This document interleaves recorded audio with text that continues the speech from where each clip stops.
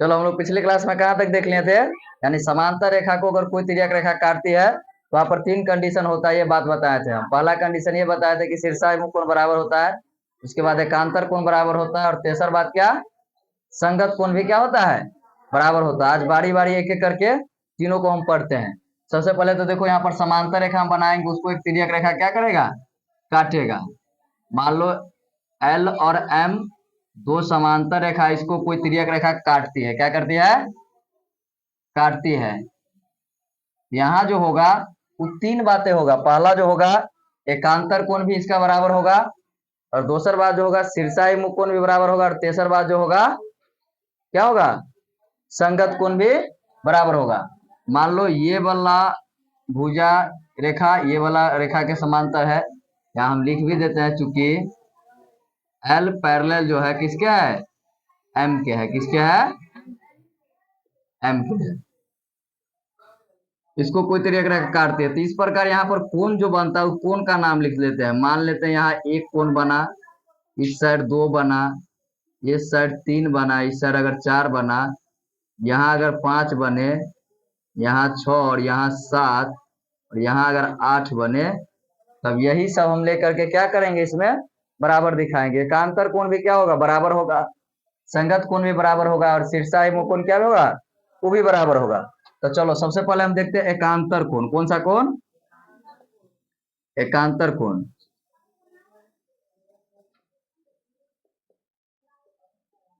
एकांतर कोण, एकांतर कोण को इंग्लिश में हम कहते हैं अल्टरनेट एंगल। कौन सा एंगल, अल्टरनेट, अल्टरनेट एंगल। हम बतलाए भी थे पिछली क्लास में, जब एकांतर कोण होता है तो वहां पर दो बात होता है। पहला अंतः कोण होगा, अंतः एकांतर कोण, और दूसर बाह्य एकांतर कोण। यानी एक जो होगा इंटीरियर अल्टरनेट एंगल, और एक जो होगा एक्सटीरियर अल्टरनेट एंगल।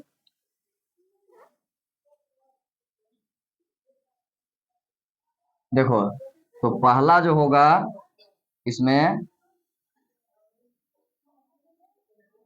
इसका पहला होगा अंतः एकांतर कोण। कौन सा कोण, अंतः एकांतर, अंतः एकांतर कोण। इसको हम इंग्लिश में बोलते हैं इंटीरियर अल्टरनेट एंगल। और दूसर जो होगा बाह्य एकांतर कोण होगा। क्या जो होगा, बाह्य एकांतर कोण। इसको बोलेंगे हम एक्सटीरियर अल्टरनेट एंगल, यानी एक्सटीरियर अल्टरनेट, अल्टरनेट एंगल, ई ई ए, इसको बोलेंगे इंटीरियर, इंटीरियर अल्टरनेट एंगल। पूरा नहीं लिखे हैं, लिख देते हैं, इसका नाम लिख देंगे कहीं आगे। अब यहाँ देखो, अंतः एकांतर कोण हम पिछली क्लास में भी बताए थे कि अंतः एकांतर कोण हम खोजते हैं जो है वो एकांत समांतर रेखा के अंदर में खोजेंगे। कहाँ खोजेंगे, समांतर रेखा के अंदर में। और एकांतर कोण खोजेंगे किस तरफ, अगर मान लो तिर्यक रेखा के इस तरफ ई वाला कोण का एकांतर कोण अगर हम खोज रहे हैं, तो तिर्यक रेखा के उल्टा तरफ खोजेंगे। क्या खोजेंगे, उल्टा तरफ। छह का है, छह इधर इस साइड वाला है, तो इधर हम खोजेंगे इसका एकांतर, तो छह का एकांतर कोण होगा कितना, तीन होगा। ये कौन अंतः, ये अंतः एकांतर कोण होगा। कौन सा कोण, अंतः एकांतर कोण। फिर क्या होगा, चार का अंतः एकांतर कोण कितना हो जाएगा, और पांच का अंतः एकांतर चार। और उसके बाद बाह्य एकांतर में देखेंगे तो बाह्य एकांतर आठ का कितना हो जाएगा, दो, और सात का एक हो जाएगा। तो चलो यही बात हम लिख देंगे। और क्या होगा, ये आपस में बराबर होगा। क्या होगा, बराबर होगा, यानी एंगल चार बराबर जो हो जाएगा एंगल पांच के, किसके, और एंगल तीन बराबर जो होगा एंगल छह के, किसके, छह के। और होगा कुछ नहीं, और नहीं होगा। क्या होगा, देखो इसका नाम भी इंग्लिश में लिखिए देते हैं हम, interior, interior alternate angle, alternate angle. इसमें होगा क्या, एंगल तीन बराबर हो जाए एंगल छह के, और और क्या हो जाएगा एंगल, एंगल 5 बराबर एंगल 4 के। क्या होगा आपस में दोनों बराबर होगा, क्या होगा। और इधर देखो बाह्य एकांतर कोण देखते हैं। बाह्य एकांतर कोण को इंग्लिश में हम कहते हैं, क्या बोलेंगे, एक्सटीरियर अल्टरनेट एंगल। क्या चीज बोलेंगे, एक्सटीरियर अल्टरनेट एंगल, यानी एक्सटीरियर अल्टरनेट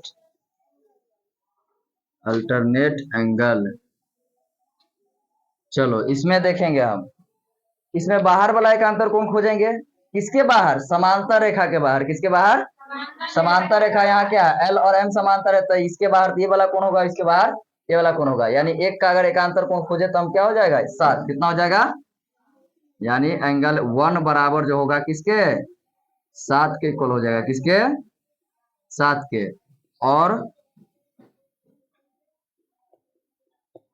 और क्या होगा, एंगल 2 का जो होगा एकांतर कोण एंगल 8 हो जाएगा, किसके, 8 के।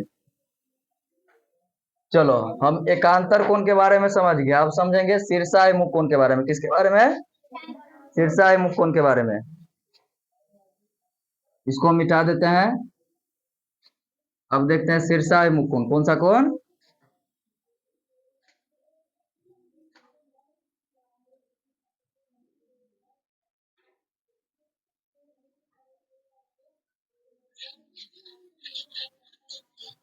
इधर ध्यान से देखोगे सब लोग। शीर्षाभिमुख कोण जो होता है,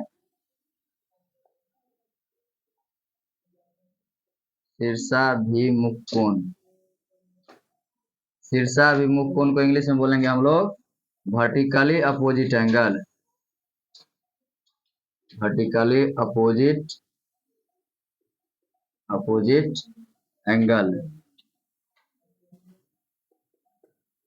इसमें देखो आमने सामने के कोण को कौन सा कोण बोलेंगे हम, शीर्षाभिमुख कोण। इसको हम डिफिनेशन में भी लिखा देते हैं, थोड़ा लिख भी सकते हो। आमने सामने के कोण को, आमने सामने के कोण को शीर्षाभिमुख कोण कहते हैं। कौन सा कोण कहते हैं, वो शीर्षाभिमुख कोण कहते हैं। अब इधर ध्यान से देखना, शीर्षाभिमुख कोण जो खोजेंगे हम, अगर मान लो इसको अगर ढक दिए, क्या किए, ये पूरा को ढक दिए, तो ऊपर इतना इससे दिख रहा है, तो इसके सामने का जो होगा 3 होगा, और इसके सामने का कोण कितना होगा, 4 हो जाएगा। यानी एक का शीर्षाभिमुख कोण 3 होगा और 2 का शीर्षाभिमुख कोण 4 हो जाएगा। यानी ये आपस में सब इक्वल होगा, बराबर बराबर होगा। अब इसके बाद इधर देखो, यानी अगर कोई हमरा पूछ दे कि एंगल 1 का मान जो दिया है 50 डिग्री, कितना डिग्री, तो एंगल 3 का जो वैल्यू पूछे तो क्या हो जाएगा, 3 का वैल्यू 85 डिग्री होगा। क्या है कि दोनों आपस में क्या होगा, इक्वल होगा। क्या होगा, इक्वल होगा। चलो तो हम शीर्षाभिमुख कोण पहले लिख लेते हैं, फिर इसको अगर ढक दे तो इधर भी नीचे भी बन रहा है कि 2 लाइन इंटरसेक्ट कर रहा है एक पॉइंट से ना, तो शीर्षाभिमुख कोण बनेगा, यानी ये वाला कोण ये वाला एंगल के बराबर, ये वाला कोण ये वाला कोण के बराबर ना। वही बात लिख देंगे, ये आपस में क्या होगा, सब बराबर होगा। यानी एंगल अर्थात एंगल 1 बराबर जो होगा एंगल 3 के, किसके हो जाएगा, एंगल 3 के। ये हो जाएगा VOA से, यानी वर्टिकली अपोजिट एंगल। और एंगल 2 बराबर जो होगा एंगल 4 के हो जाएगा, किसके हो जाएगा, 4 के हो जाएगा। ये भी हो जाएगा VOA से। और देखो, और जो होगा, और नीचे में भी तो सेम प्रोसेस वही होगा ना, यानी 6 का कितना हो जाएगा, 7 हो जाएगा। कितना हो जाएगा, यानी एंगल 6 का शीर्षाभिमुख कोण हो जाएगा एंगल 7, कितना हो जाएगा, ये हो जाएगा VOA से वर्टिकली अपोजिट एंगल। उसके बाद एंगल 5 का जो होगा 8 होगा, कितना होगा, 8 होगा। ये होगा VOA से वर्टिकली अपोजिट एंगल से। ये क्या है, सब आपस में बराबर होगा। उसके बाद देखो एक कोण और बचता है, कौन सा कोण, संगत कोण। कौन सा कोण, तो संगत कोण भी देख लेते हैं हम। इसके बाद होगा संगत कोण।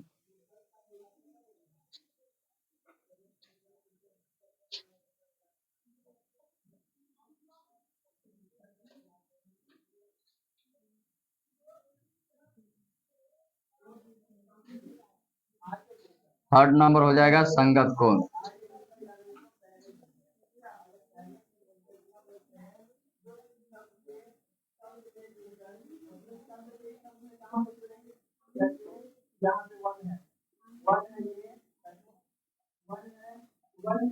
संगत कोण कॉरेस्पॉन्डिंग एंगल, कौन सा एंगल? Corresponding angle. संगत कोण में देखना बताया भी थे पिछली क्लास में कि एक ही ओर के कोण को कौन सा कोण बोलेंगे हम? संगत कोण। एक ही ओर होगा क्या? तिर्यक रेखा के या तो इस तरफ होगा या तो इस तरफ होगा। अगर इस तरफ अगर हम खोजेंगे संगत कोण तो इसी तरफ से हम संगत कोण इसका खोजेंगे। और एक और बात, अगर समांतर रेखा के ऊपर वाला कोण खोजेंगे तो इधर भी खोजबे जो समांतर रेखा के ऊपरे हो। अगर नीचे वाला कोण खोजेंगे तो इधर भी जो खोजेंगे तो निचले वाला कोण होना चाहिए। एक मिनट के लिए इधर देखो, अगर मान लो हम 6 का पूछ ले संगत कोण कितना होगा, तो समांतर रेखा क्या है? ऊपर बन रहा है। 6 समांतर रेखा के ऊपर बन रहा है, इसका मतलब हम एंगल जो भी इसका खोजेंगे तो समांतर रेखा के ऊपर वाला।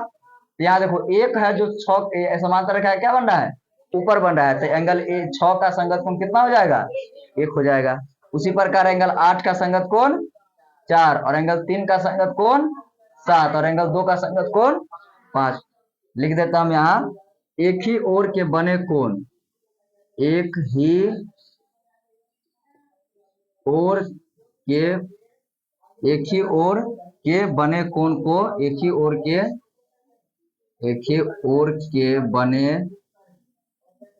बने कोण को संगत कोण कहते हैं। को संगत कोण कहते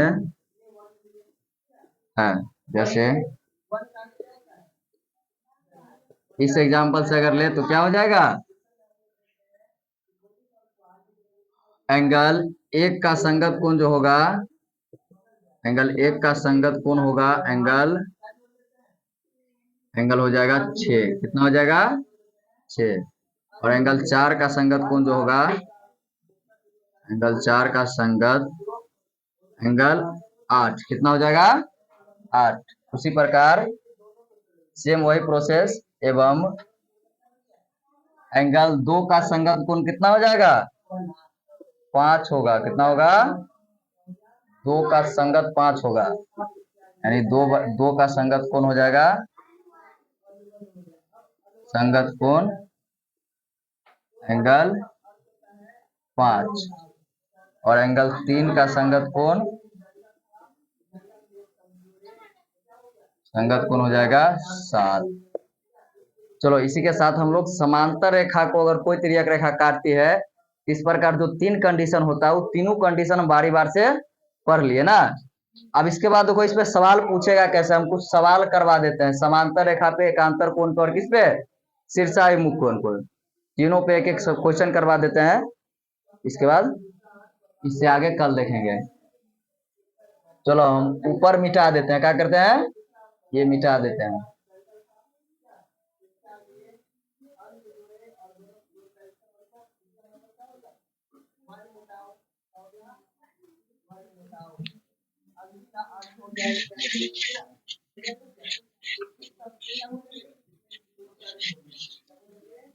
एक मिनट पहले इधर सुनो, जितना चीज हम पढ़े हैं उसको एक बार क्या कर लेते हैं? रिवीजन कर लेते हैं। क्या कर लेते हैं?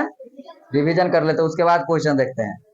सबसे पहले हम लोग पढ़े थे तिर्यक रेखा पढ़े थे। उसके बाद क्या कौन सा रेखा पढ़े थे? छेदक रेखा पढ़े थे। उसके बाद समांतर रेखा ना। तो ये सब नॉर्मली बात है, उसका डिफिनीशन सिर्फ जानना है कि तिर्यक रेखा होता क्या और लंबवत रेखा क्या होता है। लंबवत रेखा के बारे में कुछ समझा देते हैं, ध्यान से सुनो।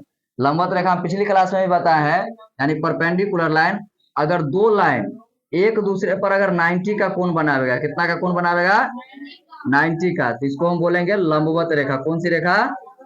लंबवत रेखा इसको बोलेंगे। मान लो अगर ये रेखा का नाम L है और ये वाला रेखा अगर हम L1 ले लेते हैं, क्या ले लेते हैं? L1 ले लेते हैं। ये आपस में चारों आपस में इधर भी बनाएगा 90, इधर भी 90, इधर भी 90 और इधर भी 90। और इसको हम क्या है यहाँ पर L जो है किस पे परपेंडिकुलर है? L1 पे। किस पे? इसको क्या पढ़ेंगे हम? ई परपेंडिकुलर का सिंबल होता है। किसका सिंबल होता है? परपेंडिकुलर का। जैसे समांतर का सिंबल हम पढ़ाए थे, अगर मान लो ये दोनों का अगर समांतर मान ले, अगर ये रेखा और ये रेखा समांतर है एल और एम, तो इसको किससे डिनोट करते थे? इसको डिनोट करेंगे किससे? एल पैरेलल होगा एम के। इसका क्या है? ये दो गो लाइन जो है क्या है? ये दोनों लाइन पैरेलल लाइन कहलाएगा। क्या कहलाएगा? पैरेलल। एल और एम पैरेलल, इसको डिनोट करते हैं इससे। ये वाला सिंबल ध्यान रखना। और परपेंडिकुलर का सिंबल क्या होता है? ये वाला होता है। नहीं, अब इसके बाद हम लोग पढ़ेगी कि दो समांतर रेखा को कोई तिर्यक रेखा क्या करती है? काटती है। क्या करती है? काटती है। तो वहां जो काटेगी तो तीन कंडीशन वहां हम बतलाएं कि तीन कंडीशन होता है। पहला कंडीशन कि शीर्षाय मुकोण बराबर होगा। दूसरा का कंडीशन एकांतर कोण बराबर होगा। उसके बाद संगत कोण भी उसका क्या होगा? थोड़ा हम इसमें समझ लेते हैं एक बार फिर से। मान लो ये और ये क्या है? एम और एम दो समांतर रेखा है। क्या चीज है? यानी एम और एन आपस में क्या है? पैरेलल है। क्या चीज है? एम और एन आपस में पैरेलल है। इसको कोई तिर्यक रेखा मान लो काटती है। क्या करती है? मान ले जी तिर्यक रेखा इसको क्या कर रही है? काट रही है। क्या कर रही है? काट रही है। तो क्या होगा? काटेगी तो देखो अलग अलग पॉइंट्स पे काट रही है। यहाँ ये अलग पॉइंट से, ये अलग पॉइंट से, इसका नाम भी रखते हैं। अगर मान लो यहाँ पर एच रख दिए, यहाँ पर भी कुछ रख सकते हैं। इस प्रकार अगर मान लो यहाँ पर अगर कोण बना 20 डिग्री, कितना डिग्री? यहाँ बना 40 डिग्री। कितना बना? 40 डिग्री। कोई 20 40 छोड़ो, इसे बाद क्वेश्चन में देखेंगे। ए बी सी कर देते हैं। क्या कर देते हैं? इधर ए, इधर बी, इधर सी, इधर डी, इधर कर दिए सी, इधर डी, इधर ई और इधर एफ, इधर जी और इधर एच। देखो जब दो समांतर रेखा को, ये एम और एन क्या है? आपस में पैरेलल लाइन है। क्या है? पैरेलल लाइन है। जब दो समांतर रेखा को कोई तिर्यक रेखा काटती है तो तीन कंडीशन होता है। शीर्षाभिमुख कोण बराबर होता है, यानी पहला बात जो होता है VOA। क्या चीज? दूसर का अल्टरनेट एंगल बराबर होता है। क्या चीज? एकांतर कोण। क्या चीज? Alternate angle. Alternate angle AA alternate angle, यानी एकांतर कोण बराबर होता है। तो एकांतर कोण में दो बात होता है। पहला क्या? इंटीरियर अल्टरनेट एंगल, और दूसरा का जो होता है एक्सटीरियर अल्टरनेट एंगल। नहीं, उसके बाद तेसर बात जो होता है, इसका कॉरस्पॉन्डिंग एंगल क्या होता है? बराबर होता है। यानी संगत कोण क्या होता है? इसका बराबर होता है। यानी कॉरस्पॉन्डिंग एंगल यानी संगत कोण, कॉरस्पॉन्डिंग एंगल बराबर होता है। अब यह तीनों बारी बार से एक बार हम रिवीजन कर लेते हैं। अगर हमको अगर कोई पूछे कि एक का अगर कोई बतावे शीर्षाभिमुख कोण क्या होगा, तो एक का शीर्षाभिमुख कोण क्या? इसके सामने खोजेंगे हम एक का शीर्षाभिमुख कोण, तो एक का शीर्षाभिमुख कोण कितना हो जाएगा? सी हो जाएगा। उसके बाद अगर बी का शीर्षाभिमुख कोण खोजे तो कितना हो जाएगा? डी हो जाएगा। शीर्षाभिमुख कोण क्या होता है? आमने सामने का कोण, उसमें क्या होता है? बराबर होता है। तो एक के सामने का कोण तो सी है और बी के सामने का कोण क्या है? डी है। सेम उसी प्रकार अगर नीचे भी देखे तो एफ के सामने का कोण क्या है? जी है, और ई के सामने का एच। यानी सब आपस में क्या बन रहा है? शीर्षाभिमुख कोण। उसके बाद अगर कोई पूछे एकांतर कोण के बारे में, देखो एकांतर कोण के बारे में अगर कोई पूछे तो एकांतर कोण दो प्रकार से होता है। वो अंतः एकांतर होगा, वो बाह्य एकांतर होगा। लेकिन पूछने वाला डायरेक्ट भी पूछ सकता है, डायरेक्ट एकांतर कोण बताओ। जैसे हम मान ले यहाँ पूछ दिए कि एक का एकांतर कोण बताओ, इसमें हम बाह्य और अंतर नहीं बोले, कुछ बोले नहीं बोले, तो पूछने वाला ये भी पूछ सकता है कि एक का डायरेक्ट एकांतर कोण बताओ हमको। तो क्या बतलाओगे? एक का एकांतर कोण कितना हो जाएगा? H होगा। क्या होगा? H। और बी का एकांतर कोण G। और क्या बोले? सी का एकांतर कोण E हो जाएगा, और डी का एकांतर कोण F होगा। उसके बाद देखो संगत कोण, कौन सा कोण? संगत कोण। संगत कोण में क्या बोले कि एक ही ओर का कोण होना चाहिए। किस कहाँ का? एक ही ओर का। एक ही ओर देखेंगे किसमें? समांतर रेखा और तिर्यक रेखा में ना। अगर मान लो एक का संगत कोण हम पूछ रहे हैं, तो ये जो है समांतर रेखा है कहाँ बन रहा है? ऊपर बना रहा है कोण। तो यहाँ भी अगर खोजेंगे तो हम समांतर रेखा को ऊपर ना खोजेंगे, इस तरफ नहीं जाएंगे संगत कोण में, खोजेंगे तो इसी तरफ ना। तो ए का संगत कोण होगा कितना? ये हो जाएगा। डी का संगत कोण कितना हो जाएगा? जी हो जाएगा। और सी का संगत कोण एच होगा, और एफ का संगत कोण बी होगा। सब कोई समझ गया? उसके बाद देखो इसमें क्वेश्चन दिखला देते हैं थोड़ा हम, इसमें क्वेश्चन पूछता कैसे है।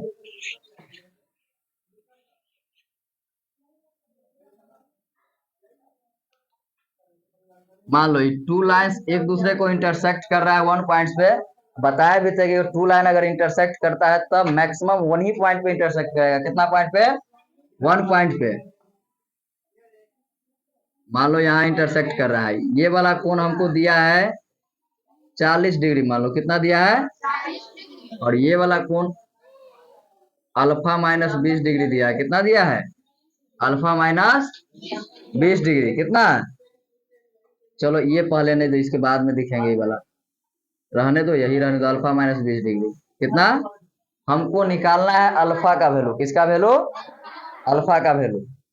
कैसे निकालेंगे सोचो, लगा तू सब जब तक दिमाग लगाओ।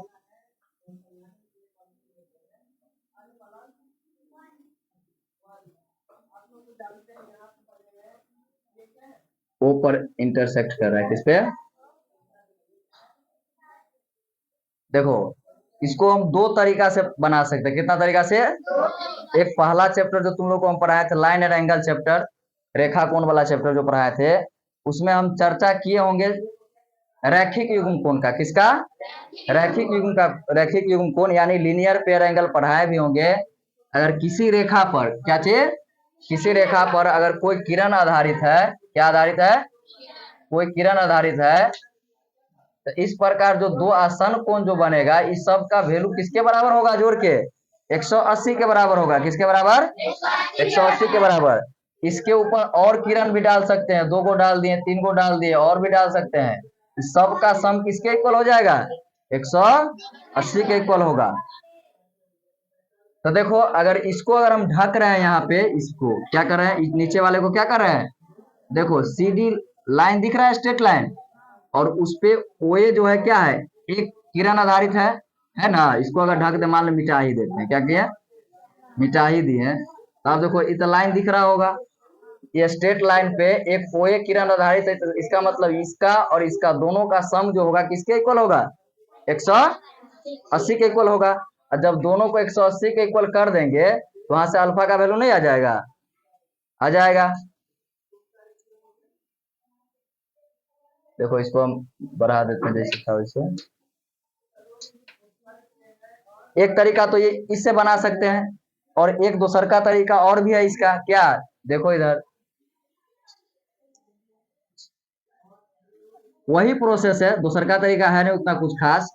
अगर ये कोण 40 है, अगर इसको हम ढक दे, क्या करें, इसको ढक दे, तो ये 40 है, तो ये वाला कोण निकाल सकते हैं हम किससे? लीनियर पेयर एंगल से, यानी रैखिक युग्म अभिग्रहित से। यानी ये 40 दिया है, तो ये वाला कोण निकाल सकते हैं। 180 में से 40 गया तो बचेगा कितना?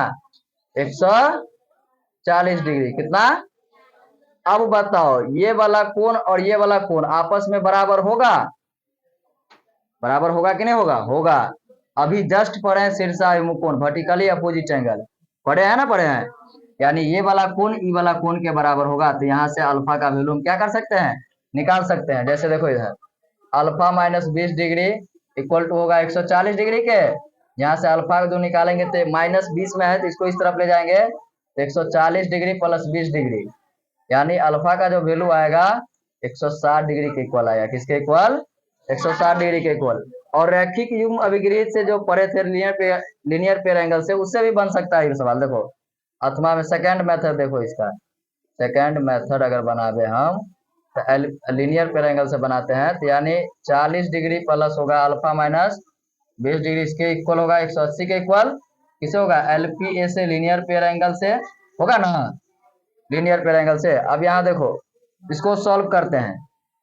इधर देखो गौर से, ये प्लस में 40 डिग्री है और ये माइनस में 40 डिग्री है, तो ये दोनों क्या होगा? आपस में घटेगा।